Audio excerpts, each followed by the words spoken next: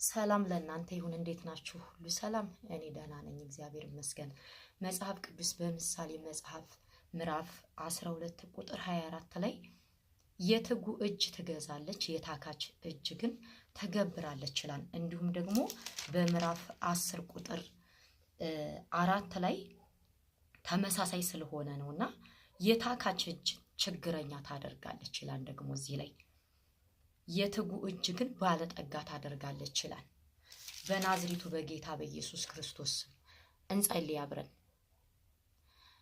የሚያታክታችሁ ነገር ጸጋችሁን፣ ራሳችሁን፣ ያላችሁን ነገር በሙሉ ይሄ አለኝ የምትሉትን ነገር የሚያስገብራችሁን ነገር በናዝሬቱ በጌታ በኢየሱስ ክርስቶስ ስም የተነሳ እንዲሆን እጸልያለሁ።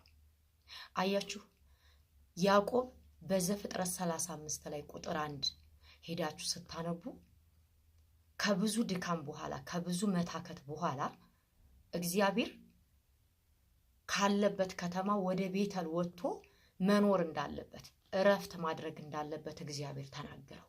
ከብዙ መንከራተት በኋላ በናዝሬቱ በጌታ በኢየሱስ ክርስቶስ የሚያታክታችሁን ነገር ከእናንተ ላይ እንዲነሳ ጸልያለሁ፣ ለእኔም ጭምር።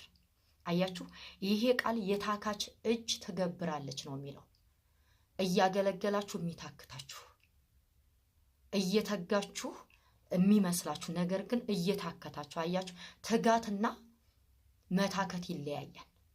ትጋት እየገዛ ነው የሚቀጥለው፣ ትጋት እያፈራ ነው የሚቀጥለው። አያችሁ መጽሐፍ ቅዱስ በምሳሌ መጽሐፍ ላይ እዚሁ ክፍል ላይ እንዲህ ይላል፣ የጻድቃን ብርሃን ከማለዳ ጀምሮ ሙሉ ቀን እስከሚሆን እያበራ እየጨመረ ይሄዳል ነው የሚለው። ትጉ የሆኑ ጸላዮች፣ ትጉ የሆኑ አገልጋዮች እነማን ናቸው ብትሉኝ፣ በክርስቶስ መንፈስ እፎይ እያሉ ያረፉ፣ የተለያዩ ችግሮች ቻሌንጅ እያለባቸው ደስተኞች የሚሆኑ ሰዎች በትክክል ሰማይ ምላሽ የሰጣቸው ናቸው።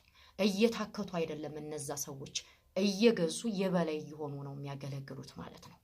ስለዚህ የሚያታክታችሁ ነገር ከእናንተ ላይ እንዲነሳ ጸልያለሁ። ነገራችሁን እያስገበረ ያለ ያዕቆብን አንስቻለሁ ቅድም።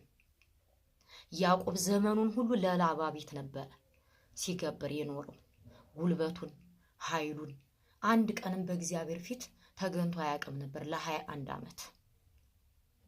እግዚአብሔር ሊያሳርፈው ሲያስብ ሲራራለት ነው ከዛ እንኳ የወጣው ማለት ነው። የእግዚአብሔር ርህራይ በእናንተ ላይ በእኔ ላይ ከመገለጡ የተነሳ በጌታ በኢየሱስ ክርስቶስ በዚህ ቀን እኔ እጸልያለሁ። የሚያታክታችሁ